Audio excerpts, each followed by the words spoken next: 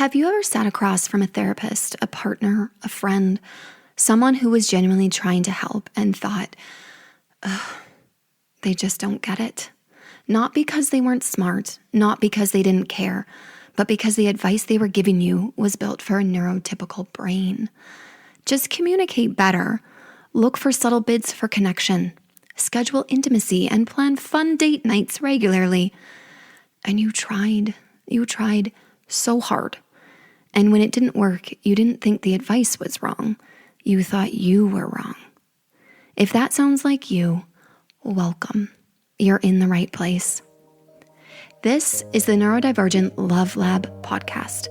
I'm Jenna Dalton. I'm a registered provisional psychologist, and I help ADHD, autistic, and ADHD adults navigate love and relationships. And this is episode 1. Today I'm telling you why I built this, who it's for, and the one thing I want you to walk away knowing.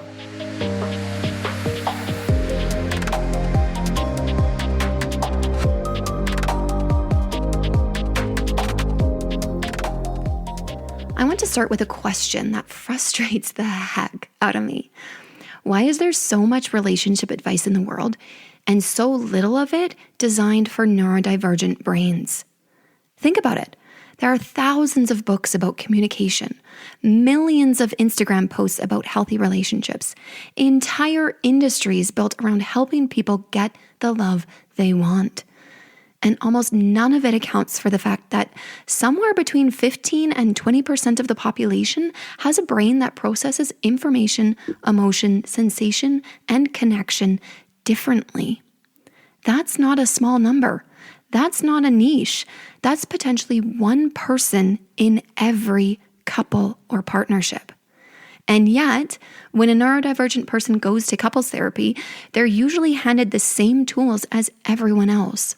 Tools that assume you can access your emotions on demand.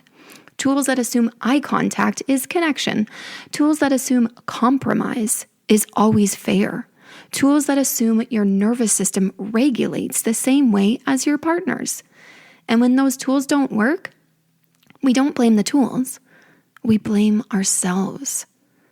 I hear it every single week in my practice. I'm just bad at relationships. There's something wrong with me. Maybe I'm not meant to be in a relationship. And every single time, my answer is something like this. Your brain isn't broken. You just haven't been given the right neurodivergent friendly tools yet. Let me explain what I mean by that. And to do that, I need to talk about what neurodivergence actually is. Not in a textbook way, but in a how does this show up when you're trying to love someone kind of way. When we say someone is neurodivergent, we're saying their brain is wired in a way that diverges from the statistical average. ADHD, autism, ADHD, when you have autism and ADHD at the same time, these aren't character flaws. They're neurological differences in how you process information, manage attention, regulate emotion, and experience the physical world. And here's where it gets relevant to love. If your brain processes emotion differently, conflict is going to feel different. If your sensory system is more sensitive, you might have different intimacy needs. If your executive function works differently, sharing household responsibilities is going to need a different system. If you experience rejection sensitivity, a simple, I'm tired, can we talk later, can trigger a full emotional spiral. If you have demand avoidance, your partner asking you to take out the garbage can become a full-blown conflict that feels exhaustingly familiar. None of that is a reason to assume you're getting it all wrong. But if you're using tools that don't account for any of it, of course it's going to feel like you're failing. So that's what this podcast is about. It's about taking the relationship advice you've been given and rebuilding it for how your brain actually works. Now, let me tell you who I made this for, because I want you to know whether you're in the right place.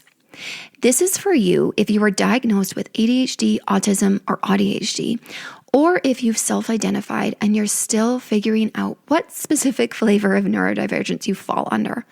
Really, no diagnosis required to lean in and embrace what I'm going to share with you. But if you are diagnosed, maybe you got your diagnosis at 35 or 40, and suddenly your entire relationship history looks different. That moment when everything clicks, that's when you stop blaming yourself and start understanding your brain. I call that the, it makes so much more sense now moment. And it's the emotional core of everything I do. This is for you if you've been in therapy before and it felt okay-ish, but like something was off. Like the therapist was nice, but the tools and strategies they gave you didn't really work like they were expected to. Like you were following all the steps, but nothing was really changing. That's not because therapy doesn't work. It's because you need therapy designed for your unique brain.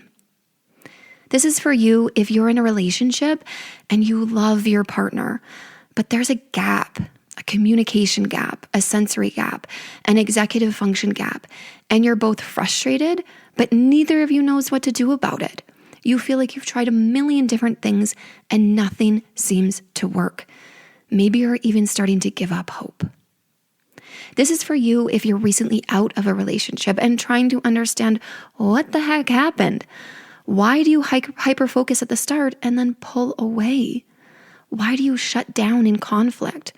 Why does every partner eventually say the same things? Why are you constantly feeling like you're simultaneously too much and not enough? And this is for you if you're the partner of a neurodivergent person and you want to understand what's happening, not from a pathological perspective, but from a how do I love this person in a way that actually works for their brain perspective. If any of that resonated, you're in the right place. Every week, I'll release a new episode. They'll all be about 20 to 30 minutes long, and I highly encourage you to lean into whatever helps you absorb the information best for the way your brain works. Listen while you're doing something. Listen during a workout. Find a quiet space by yourself. Bring a notepad or journal to jot down insights. Listen with a partner and pause this 52 times to have a meaningful conversation about what you're learning. Embrace what works for your brain because you're the expert on you. Every episode will follow the same structure. First, I'll name the experience. I'll describe what you're likely going through in a way that makes you feel seen. Because if a tool is going to help you, it first has to come from a place of, I understand what this actually feels like. Then I'll explain what's happening in your brain. Not in a clinical, jargon-heavy way, but in a way that gives you language for something you've always felt but couldn't quite articulate. And then I'll give you something practical, a tool, a reframe, a script, a strategy, something you can actually use right now in your relationship and in your life. The episodes will rotate across 5 different themes or pillars. There's Educate, where I teach you about how your brain works in relationships. Relate, where I mirror your lived experience so you feel less alone. Equip, where I give you practical tools and frameworks. Disrupt, where I challenge neurotypical default advice that might be hurting you. And Connect, where I'm going to build trust with you and invite you into this community. Or at least that's my intention. Some episodes will make you nod. Some will make you cry. Some will make you send a link to your partner with the message, this is what I've been trying to explain. All of them will come back to the same core belief. Your brain isn't broken. You're not bad at love. You just haven't been given the right tools yet. I want to say one more thing before we wrap up this first episode, and it's about how I approach this work. I'm a neurodiversity affirming clinician. That means I don't see ADHD or autism as disorders to be fixed. I see them as neurological differences that come with real strengths and real challenges, and both deserve support. I will never try to make you neurotypical. I will never tell you to suppress the parts of yourself that don't fit the mainstream mold. I will never suggest that the goal of therapy or personal growth is to become someone you're not. The goal is to understand how your brain works, communicate that to the people you love, and build a relationship that honors both of you. And I believe that the neurodivergent community deserves professionals who show up with both clinical experience and genuine understanding. I've been working in mental health and wellness for over 20 years. I have a background in attachment theory, acceptance and commitment therapy, dialectical behavior therapy, emotion-focused therapy, and somatic therapy, to name a few, all adapted for neurodivergent brains. And I specialize exclusively in neurodivergent relationships and neurodivergent people. That's not one of many things I do. It's the thing I love to do because specificity matters. You don't need a generalist. You need someone who lives in this space every single day in a real clinical way.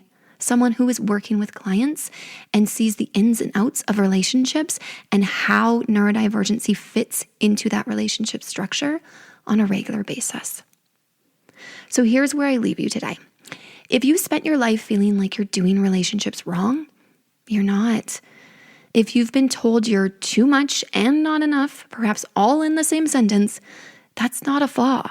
That's because you're living and loving in a neurotypical world that wasn't designed for your brain. And if you just got a diagnosis or you're starting to suspect you might be neurodivergent and suddenly your whole relationship history makes sense and feels utterly confusing all at the same time, I know how disorienting that can feel. And I know how hopeful it can feel too. Welcome to the Neurodivergent Love Lab. I'm so glad you're here. Next week, we're diving into what actually happens when you get that late diagnosis and your entire relationship history suddenly clicks. Episode 2, why your relationships finally make sense after a late diagnosis. Now, before you go, if you've ever felt like you're simultaneously too much and not enough in your relationships, like you care too deeply and also somehow keep getting it wrong, I want you to take my free quiz. It's called, Is This My Brain or My Relationship? And it helps you figure out whether the patterns you're stuck in are about your neurodivergent wiring, your relationship dynamics, or that beautiful, messy intersection of both. It's free. You can get it at jennadalton.com/quiz, or just click the link in the show notes. It only takes about 5 minutes. Go take it and figure out, is this your brain or your relationship? And if you know someone who needs to hear this, send them this episode. I so appreciate you for sharing and supporting your friends, family, partners to gain a deeper understanding of how our wiring impacts the way we love. I'm Jenna Dalton. Your brain isn't broken. It's beautiful. I'll talk to you next week.